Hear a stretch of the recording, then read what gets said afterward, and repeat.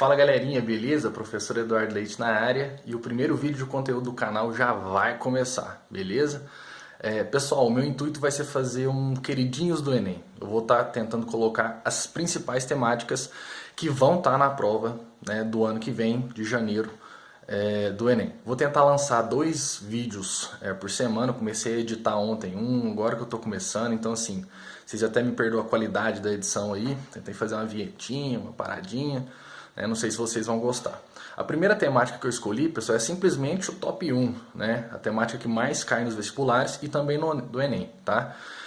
Impactos socioambientais. Tive que fazer alguns cortes, né? Porque foram aulas que eu dei aí ao longo desse ano. Então eu tive que fazer alguns cortes. Então o comecinho do vídeo, né?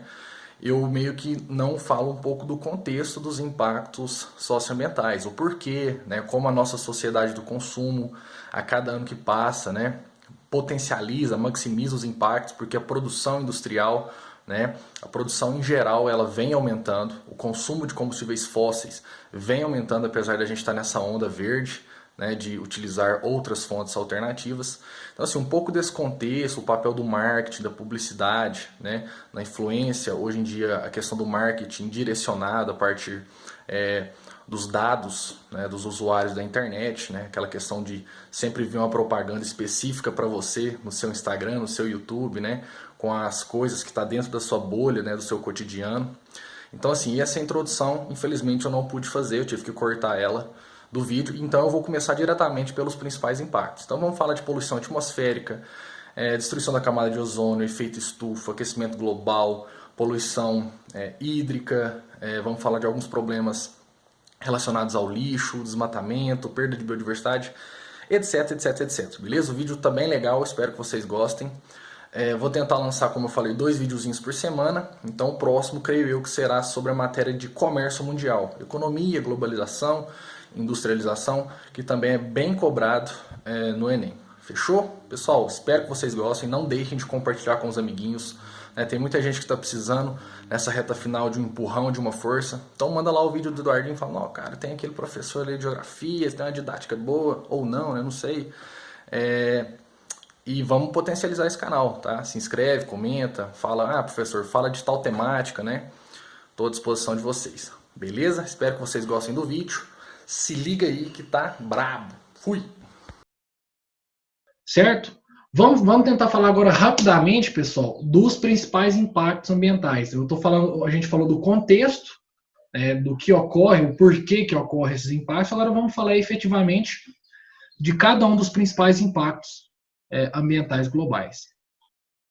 Pessoal, de cara a gente sabe que o principal impacto no mundo é a poluição atmosférica, né? É a maior concentração de gases tóxicos e poluentes na atmosfera. Por que a maior concentração? Porque esses gases, pessoal, eles compõem a nossa atmosfera global, tá? Só que em pequeníssimas quantidades, né? Você tem o metano, você tem o dióxido de carbono, você tem o monóxido de carbono, você tem o monóxido de nitrogênio, né? Você tem o CFC, sim, você tem na composição, mas é numa concentração de 0,00001% da atmosfera, né? Essa atmosfera ela está sendo cada vez mais poluída devido às atividades humanas, principalmente pós primeira revolução industrial, onde o homem começa a realmente viver na cidade, com seus automóveis, trabalhando nas indústrias, né? E isso cada vez mais potencializando a poluição atmosférica, né? Até o final do século passado, pessoal, as grandes cidades industriais do mundo eram cidades podres, tá? Não tinha fiscalização ambiental até a década de 80 no mundo, né? A indústria ela jogava o que ela queria na atmosfera, o que ela queria no rio, né? Então essa poluição ela foi muito alta, principalmente no século passado, pós Segunda Guerra Mundial. Mas ela se inicia lá na primeira Revolução Industrial, lá em Londres, lá em Manchester, que já eram cidades muito poluídas lá no século XIX. Tá? A grande consequência da poluição atmosférica, além, né, do efeito direto à nossa saúde, né, eu vi uma pesquisa esse ano, pessoal, que antes da Covid, né, ano passado, o o que mais reduzia a expectativa de vida do homem no mundo era a poluição atmosférica, né?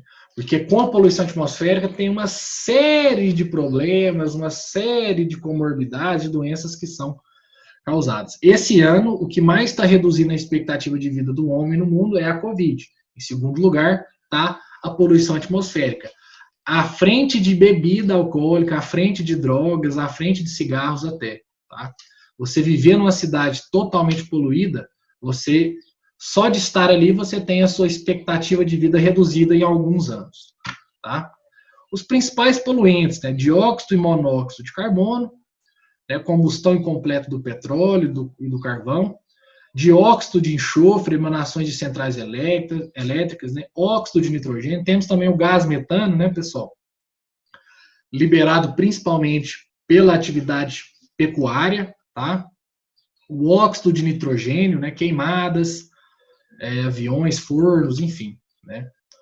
E é um problema que se intensifica a cada ano que passa, né? A cada ano que passa, infelizmente.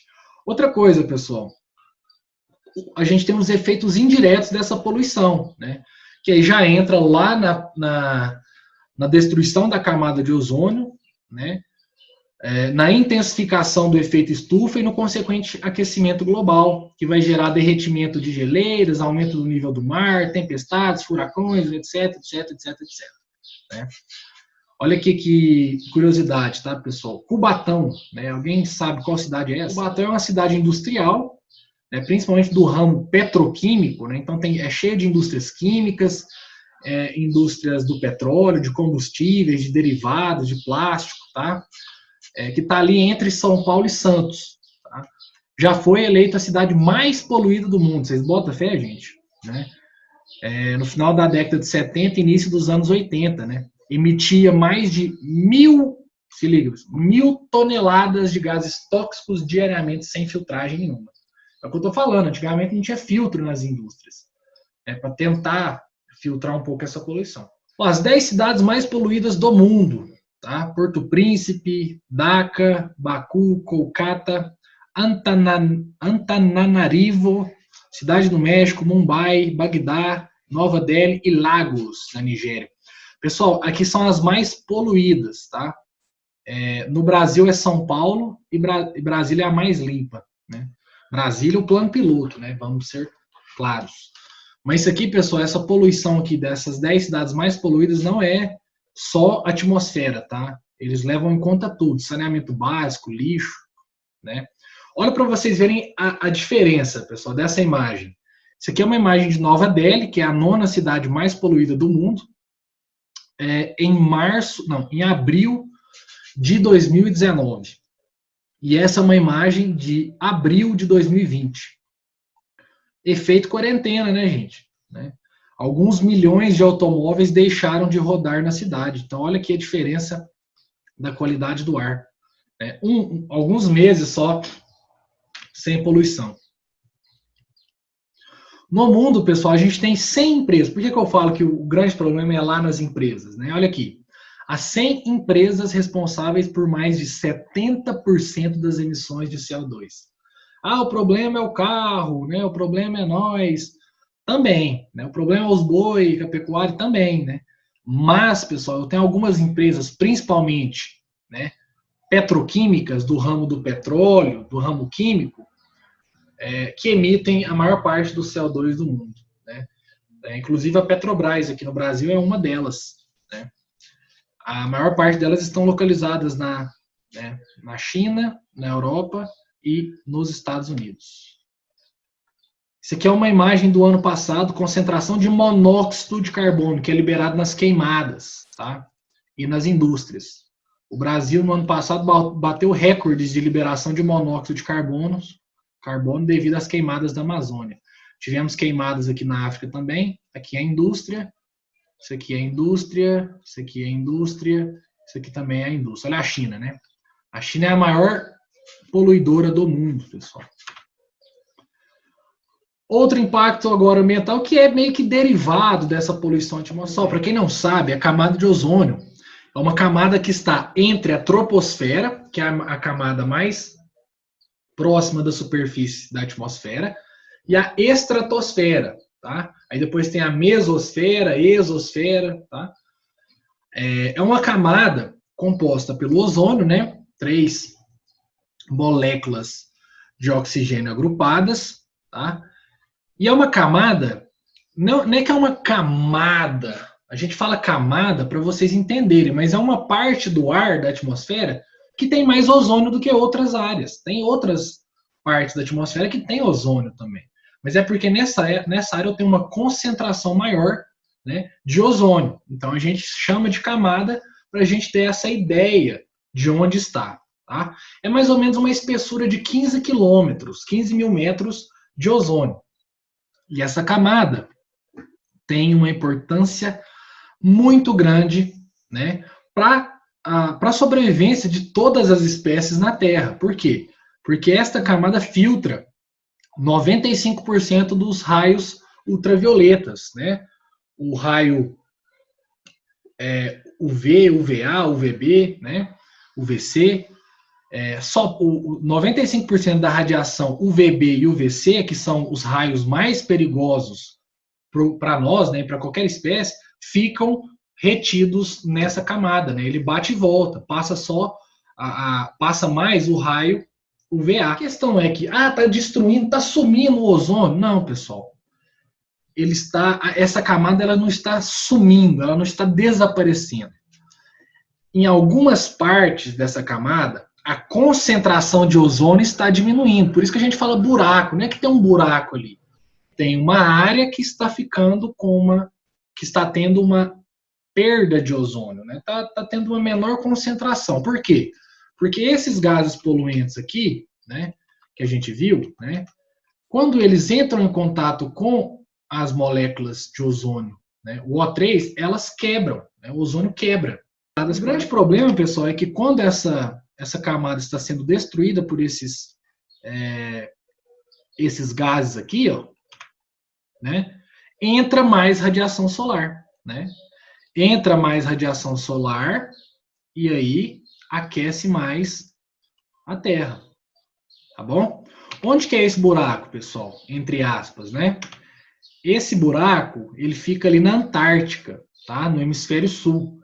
Por que fica ali, professor? Devido a dinâmicas atmosféricas, tá? Dinâmicas de ventos, né? Que de alguma maneira concentraram esses poluentes nessa faixa do globo e destruíram essas moléculas de ozônio, tá?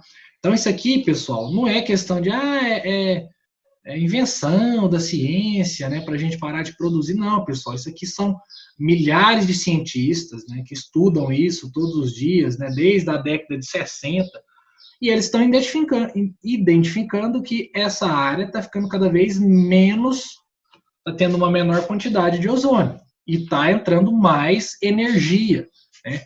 O balanço térmico, o balanço de energia da Terra está ficando mais positivo, porque entra mais energia solar, tá?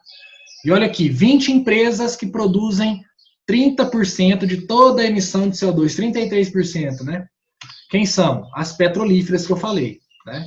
Inclusive a Petrobras está em 19º, essas aqui são as 10, ó. Aqui, ó, primeira, segunda, terceira, quarta, quinta, né? As empresas que mais contribuem com o CO2 as empresas de petróleo, né? Os países que mais emitiram CO2 nos últimos 20 anos, né? Olha a China, pessoal. Olha aqui as políticas desenvolvimentistas, né? Quem só preocupa com a economia, ó, é essa galera. Até o Brasil entra na conta, ó, por causa da Petrobras. Olha o efeito coronavírus, né? O antes e o depois. Não está derretendo as geleiras, não. Isso é mentira, né? Será que não? Né? Será que não, gente? Olha essa imagem, né? As calotas polares do Ártico, como eram e como estão, né? Se a gente comparar aqui 1991 e 2016. Está retraindo, tá? As consequências disso, pessoal, é derretimento das geleiras, aumento do nível do mar, né? Porque isso vai gerar o aquecimento global, né? A destruição da camada de ozônio, então, entendam, a destruição da camada de ozônio permite a maior entrada de energia, certo? E o efeito estufa, o que é? É um processo natural? É, tá? Aqui na nossa atmosfera, pessoal, deixa eu só voltar aqui. Peraí, aqui, ó. Aqui na nossa atmosfera, a gente tem uma camada composta pelos gases estufa. Tá? Quais gases são esses, né? É o dióxido de carbono, é o metano, é o CFCs, é o monóxido de nitrogênio, tá? Essa camada, pessoal, ela pega, né? Ela pega os raios solares que entraram da camada de ozônio, vamos entender. Então, tem a camada de ozônio. Chega os raios solares, né? 97% deles volta, tá? Entra 3%. Opa, entrou. Esses raios solares que entram, eles batem na superfície, aquecem a superfície terrestre e voltam para a atmosfera. A camada estufa, que está lá na alta atmosfera, né, nas camadas mais altas, faz com que uma parte desta energia que foi refletida volte, tá? E outra parte saia, tá bom? E aí esse efeito mantém a Terra com temperaturas agradáveis, né? Sem essa camada estufa, não haveria vida na Terra também, porque a Terra seria muito mais gelada, porque o calor ia voltar para o espaço sideral, né? Mas esse calor ele volta para a Terra e vai aquecendo ela, tá? A questão do efeito estufa é que, como a gente aumentou e muita concentração dos gases de estufa, principalmente o CO2, essa camada, gente, ela ficou mais espessa, né? Se ela tinha essa espessura aqui, né? Agora ela tem essa aqui. E aí, lembra aqueles raios solares que voltavam? Agora eles não voltam mais. Todos os raios estão ficando retidos na nossa superfície. Então, entendam, entra mais energia pela destruição da camada de ozônio e fica mais energia por causa do aumento da camada estufa, o aumento da concentração dos gases estufa, certo? E aí, mais energia é igual a aquecimento global, né? Olha aqui como que a temperatura da Terra, né, apesar dessas variações, a gente tem visto o quê? Esse aumento, né? 2010, isso aqui é 2000. Em 2010, a gente tem algumas áreas do globo 1 grau Celsius mais quentes do que 1860. Ou seja, o aquecimento global já é uma realidade. O mundo já aqueceu, tá? Quem nega isso, pessoal? Quem nega a ciência, né? Como o Donald Trump dos Estados Unidos, que agora vai vazar do governo estadunidense. Mas não tem como negar, pessoal. É ciência, já foi comprovado, já foi explicado, já foi justificado. E a gente vê os efeitos desse aquecimento todos os anos, tá? Olha aqui vários eventos significantes que a gente teve em 2019. Lembra daquelas queimadas na Austrália? Lembra das nossas queimadas da Amazônia e do Cerrado? Lembram dos furacões acima da média do Atlântico Norte? As tempestades tropicais, né? Esse ano foi uma loucura no litoral do Sudeste brasileiro, né? Por quê, pessoal? Com o maior aquecimento, né, da Terra, vai evaporar mais água dos oceanos. Se evaporar mais água dos oceanos, as nuvens ficaram muito mais carregadas. Os furacões ficaram muito mais carregados. Então, eu vou ter furacão muito maior, vou ter chuvas. Em algumas partes vai faltar chuva e em outras as chuvas vão ser concentradas. Chuvas muito fortes. As queimadas vão se alastrar muito mais. As ondas de calor vão ser muito mais intensas. Olha como foi esse agosto, pessoal. Aquela onda de calor de setembro, né, foi terrível aqui na nossa região. Né? 2020 teve o segundo fevereiro mais quente de 1880. Né? A década de 2010 foi a década mais quente da história da Terra. Tá?